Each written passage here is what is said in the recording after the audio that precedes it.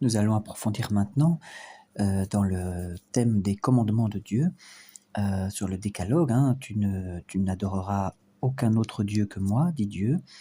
Eh bien, ici, dans ce catéchisme, il est question du culte et l'invocation des saints, l'invocation des anges et des âmes bienheureuses qui jouissent de la gloire du ciel. Eh bien, nous allons voir qu'il n'est pas question d'idolâtrie ou d'adorer d'autres dieux en faisant cette pratique. Comme les protestants le pensent, eh bien, la foi catholique, au contraire, jouit et bénéficie de cette communion des saints et de cette invocation des anges, parce qu'il est écrit à plusieurs reprises dans l'Écriture, nous allons le voir, que les anges font partie aussi de la communion du peuple de Dieu, céleste notamment, mais ce sont les intervenants et des personnages qui interviennent dans l'œuvre de Dieu et dont Dieu se sert.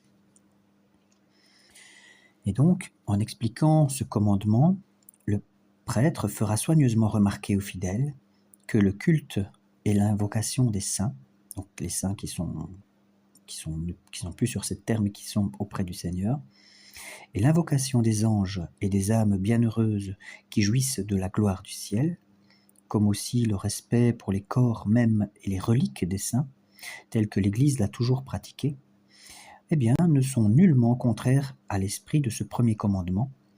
Ce commandement, donc, tu n'adoreras aucun autre Dieu que moi, etc.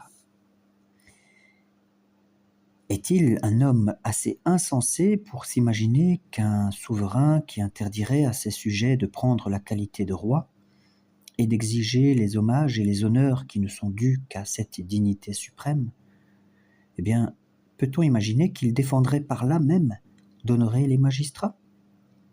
Donc, je souligne, d'honorer les magistrats.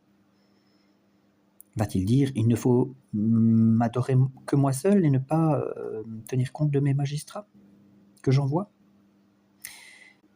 Eh bien non. Quoiqu'il soit dit que les chrétiens, à l'exemple des saints de l'Ancien Testament, adorent les anges, cependant ce culte qu'ils leur rendent diffère essentiellement de celui qu'ils offrent à Dieu. Donc il n'est pas question que les hommes adorent les anges. Et si quelquefois nous voyons les anges refuser les honneurs qui leur étaient rendus par les hommes, cela signifie simplement qu'ils ne voulaient pas prendre pour eux la gloire qui n'est due qu'à Dieu. Nous le voyons dans l'Apocalypse, lorsque l'apôtre Jean se prosterne devant l'ange qui lui révèle des choses, eh bien, il ne le châtie pas, il ne l'envoie pas en enfer en disant non, mais il dit non, ce n'est pas moi qu'il faut adorer, c'est Dieu seul, et il n'est pas dans le châtiment. Et donc, car le même Esprit Saint qui a dit « À Dieu seul honneur et gloire », ça c'est dans la première lettre à Timothée, de Paul à Timothée, eh bien cet Esprit Saint qui a dit ces choses nous ordonne néanmoins d'honorer nos parents et les vieillards. Les saints n'adoraient que Dieu seul, évidemment, et cependant, comme le remarque l'Écriture, ils avaient pour les rois une espèce d'adoration, en ce sens qu'ils les honoraient assez pour se prosterner devant eux. Or, si les rois par qui Dieu gouverne le monde ont droit à de tels honneurs, combien plus les esprits angéliques que Dieu a fait ses ministres, qu'il emploie non seulement dans le gouvernement de son Église, mais encore dans celui de l'univers entier, et dont la protection nous délivre tous les jours des plus grands dangers, et de l'âme et du corps. Ces esprits bienheureux ne recevront-ils pas de nous, bien qu'ils ne se montrent pas visiblement à nos yeux, des honneurs d'autant plus grands qu'eux-mêmes l'emportent en dignité sur tous les rois de la terre? Ajoutez à cela la charité qu'ils ont pour nous. C'est cette charité qui les fait prier, comme nous le voyons dans la Sainte Écriture, pour les provinces dont ils sont les protecteurs. Et il n'est pas permis de douter qu'ils n'agissent de même envers ceux dont ils sont les gardiens, puisqu'ils présentent à Dieu nos prières et nos larmes. Voilà pourquoi le Seigneur nous enseigne dans l'Évangile qu'il ne faut pas scandaliser même les plus petits enfants parce que leurs anges, qui sont dans le ciel, voient sans cesse la face du Père qui est dans le ciel. Et qui dit cette parole? C'est Jésus lui-même. Je répète la parole. Donc Jésus dit dans l'évangile de Matthieu chapitre 18 qu'il ne faut pas scandaliser même les plus petits enfants qui croient en moi, parce que leurs anges, qui sont dans le ciel, voient sans cesse la face du Père qui est dans le ciel. Il faut donc invoquer les anges. Et parce qu'ils voient Dieu continuellement, et parce qu'ils se chargent avec joie du soin qui leur est confié de veiller à notre salut. L'Écriture sainte nous rapporte des exemples de ces invocations.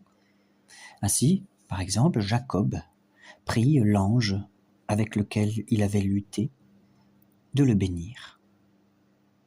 Il lui fait même une sorte de violence, car il proteste qu'il ne le laissera pas aller avant d'avoir reçu sa bénédiction. Et non seulement il invoqua l'ange qu'il voyait, mais encore il en invoqua un autre qu'il ne voyait pas le jour où il disait, dans Genèse 48, « Que l'ange qui m'a délivré de tout mal bénisse mes enfants. » D'où l'on peut conclure aussi que les honneurs rendus aux saints qui sont morts dans le Seigneur, eh bien, ce sont nos frères en la foi. Les invocations qu'on leur adresse, la vénération, ou entre parenthèses, le respect dont on entoure leurs reliques et leurs cendres sacrées, toutes ces pieuses pratiques, loin de diminuer la gloire de Dieu, au contraire l'augmentent, parce qu'elles élèvent et confirment les espérances des hommes, et qu'elles les excitent à marcher sur les traces des saints. Au reste, ce culte est approuvé par le second concile de Nicée, ceux de Grange, donc le concile de Grange et de Trente, et par l'autorité des saints-pères.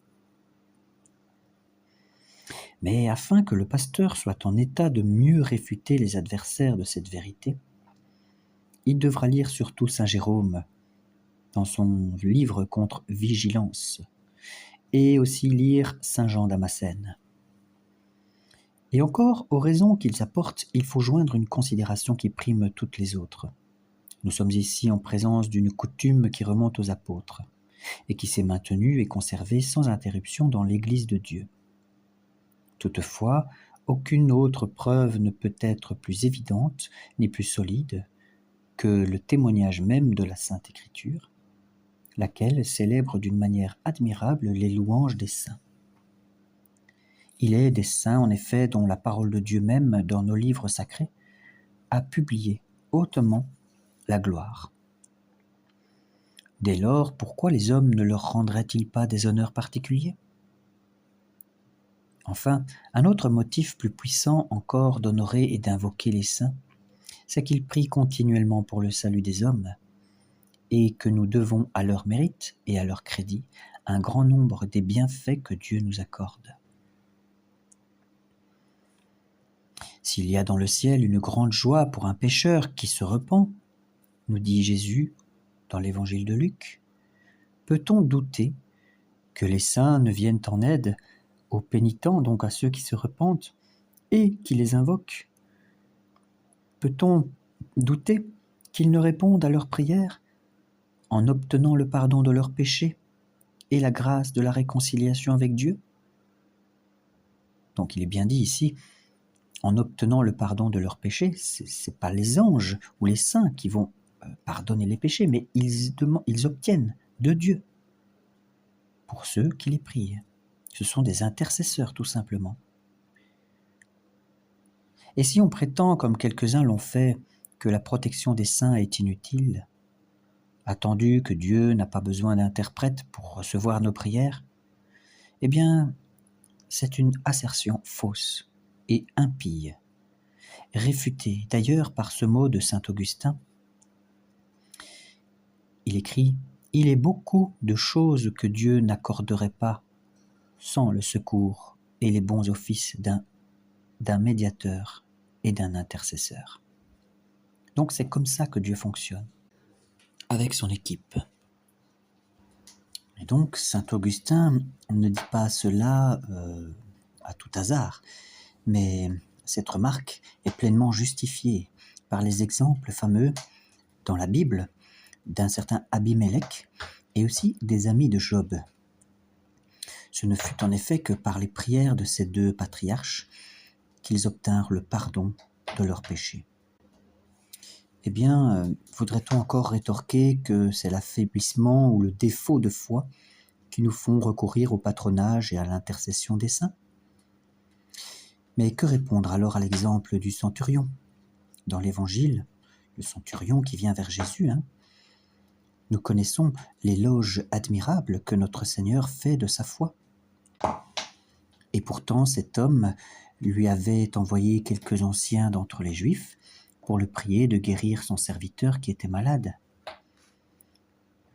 Sans doute, nous devons reconnaître, comme dans la lettre à Timothée, que nous n'avons qu'un seul médiateur, notre Seigneur Jésus-Christ, qui nous a réconciliés par son sang avec le Père céleste et qui, nous ayant rachetés pour l'éternité, est entré une seule fois dans le sanctuaire où il ne cesse d'intercéder pour nous. Cela est vrai. Mais ceci ne prouve aucunement que nous ne devions pas recourir à l'intercession des saints. Ce sont nos frères en la foi. Si nous n'avions pas le droit d'implorer leur protection ou leur prière, par cela seul que nous avons Jésus-Christ pour avocat, eh bien l'apôtre saint Paul n'eût jamais témoigné tant d'empressement à se faire recommander et aider auprès de Dieu par les prières de ses frères encore vivants. Car il est bien évident que les prières des justes, qui sont encore en ce monde, ne diminueraient pas moins que celles des saints du ciel, la gloire et la dignité de notre médiateur, notre Seigneur Jésus-Christ. Mais quel est celui qui, au récit des merveilles opérées sur les tombeaux des saints, ne voudrait pas reconnaître le culte qu'on leur rend et n'aurait pas pleine confiance dans leur protection? C'est là que les aveugles ont recouvré la vue, que les infirmes et les paralytiques ont repris l'usage de leurs membres. C'est là que la vie a été rendue aux morts et que les démons ont été chassés des corps qu'ils possédaient. Et ces miracles nous sont attestés par des témoins dignes de foi. Des hommes comme saint Ambroise et saint Augustin nous les racontent dans leurs écrits, non pas comme un grand nombre pour en avoir entendu parler, non pas même comme un bien plus grand nombre encore pour les avoir lus, mais pour les avoir vus de leurs propres yeux. Enfin, que dirons-nous de plus? Si les vêtements et les ombres même des saints pouvaient, avant leur sortie de ce monde, chasser les maladies et rendre les forces perdues, qui oserait soutenir que Dieu ne peut opérer les mêmes prodiges par le moyen de leurs cendres sacrées, de leurs ossements et de leurs autres reliques? On eut un jour une preuve de ce que nous disons, lorsque le cadavre jeté par hasard dans le tombeau d'Élisée revint tout à coup à la vie, au seul contact du corps du prophète. Et là, mes amis protestants, c'est bien une preuve de l'écriture elle-même dont vous vous revendiquez.